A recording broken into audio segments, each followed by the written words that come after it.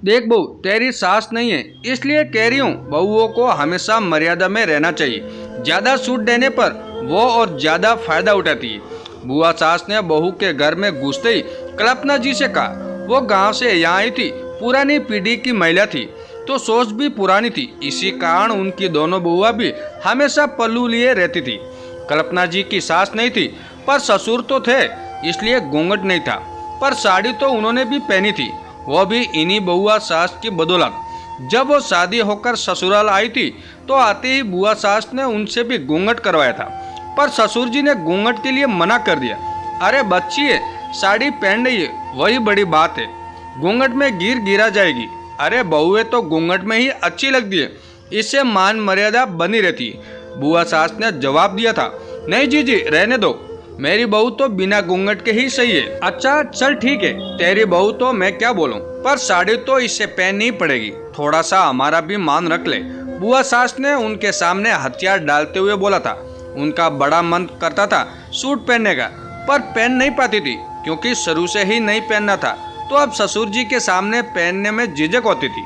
वो तो 2 साल पहले ससुर जी का देहांत हो गया, इसलिए अब जाकर वो सूट पहनने लगी थी। लेकिन बुआ सास की सोच सुनकर वो मन ही मन हंस रही थी। आखिर कुछ बूढ़ी औरतें वाकई बदलना नहीं चाहती। उन्होंने सोच लिया था कि वो अपनी बहू को बिल्कुल बेटी बनाकर रखेगी, उसे हर आज़ादी देगी जैसे खुद की बेटी को दी थी।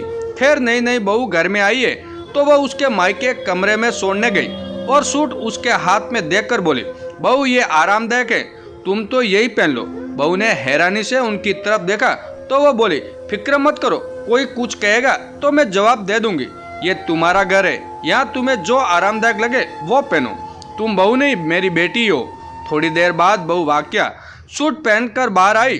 हालांकि ये देखकर बुआ सास नाराज हो गई और वो 15-20 दिन यहाँ रुकने वाली थी, पर दूसरे दिन ही वो अपने बेटे बहू के साथ रवाना हो गई। पर जाते जाते जरूर कह गई, बहू तूने मेरी बात का मान नहीं रखा ना, बहू को ज्यादा ही सिर पर मत चढ़ा, नहीं तो पछताएगी। सुनकर कल्पना जी ने कुछ नहीं कहा था। आखिर उन्होंने अपना मन मारा है, भला वो अपनी बहू को मन कैसे मारने देती। आखिर उन्हें तो आज के जमाने की आदर्श सास बनना था। अभी शादी को ज्यादा से ज्यादा 15 दिन ही बीते होंगे।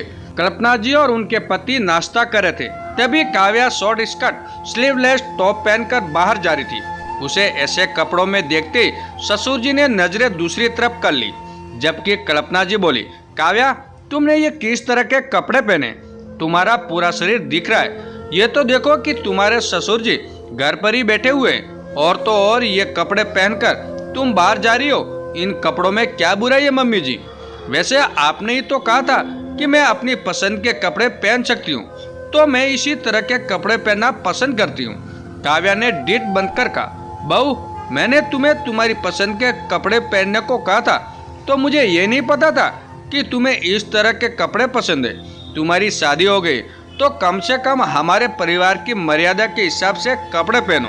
हमारे घर में इस तरह के कपड़े कोई नहीं पहनता, लोग तुम्हें इस तरह के कपड़ों में देखेंगे तो क्या कहेंगे।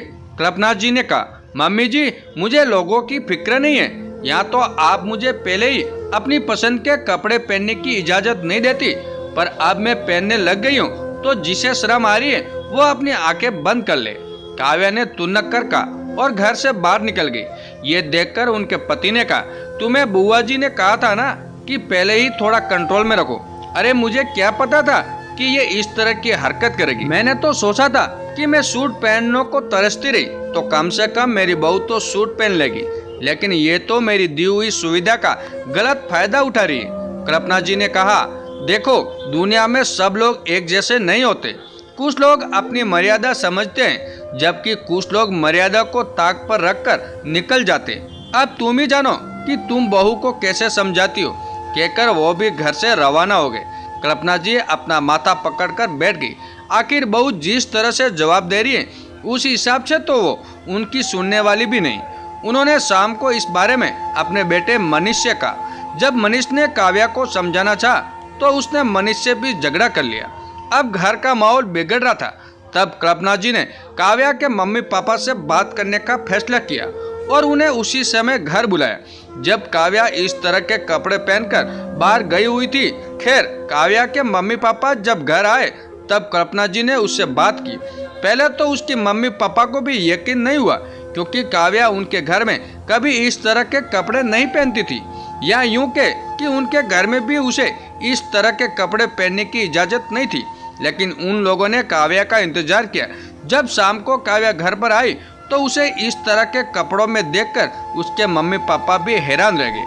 वही अपने मम्मी पापा को अचानक घर पर देखकर काव्या से भी कुछ कहते नहीं बना। उसे इस तरह के कपड़ों में देखते ही उसके पापा ने उसे अच्छी खासी डांट लगे। वाह बेटा, तू तो ससुराल में बहुत अच्छे से इज्जत उतार रही है हमारी। ऐसे कौन से हाई फाई खानदान से आई है तू जो इस तरह के कपड़े पहन रही है?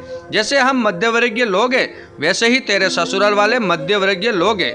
हमारे लिए हमारी इज्जत ही बहुत है। कम से कम मान मर्यादा वाले कपड़े पहन। अरे तेरे ससुराल में तुझे इतनी सुविधा मिली है तो उसका गलत फायदा तो मत उठा। उन्होंने कहा कि तुझे जो आरामदायक लगे उस तरह के कपड़े पहन। इसका मतलब ये नहीं कि तू इस तरह के कपड़े पहनकर इन लोगों को हर जगह शर्मिंदा करती फिरे। काव्या की मम्मी ने कहा, अपना ससुराल खुद ही बिगाड़ने पर तुली हुई है। याद रख, अगर ससुराल बिगाड़ कर घर पर आई तो तेरे लिए हमारे घर में कोई जगह नहीं है। पापा ने गुस्से में कहा तो काव्या कुछ बोला ना सकी। अब खड़ी खड़ी देख क्या रही, जाकर ढंग के कपड़े पहन कर आ। काव्या की मम्मी ने डांटा तो काव्या फटाफट अपने कमरे में गई और कपड़े चेंज किए। उसके बाद उसके मम्मी पापा उसे अच्छे से समझाकर अपने घर रवाना हो गए। उसके बाद काव्या ने कभी इस तरह की हरकत नहीं की। आखिर वो जानती थी कि मम्मी पापा अब उसका साथ नहीं देंगे। दोस्तों, ये कहानी कैसी लगी कमेंट करके जरूर बताएं। धन्यवाद दोस्तों।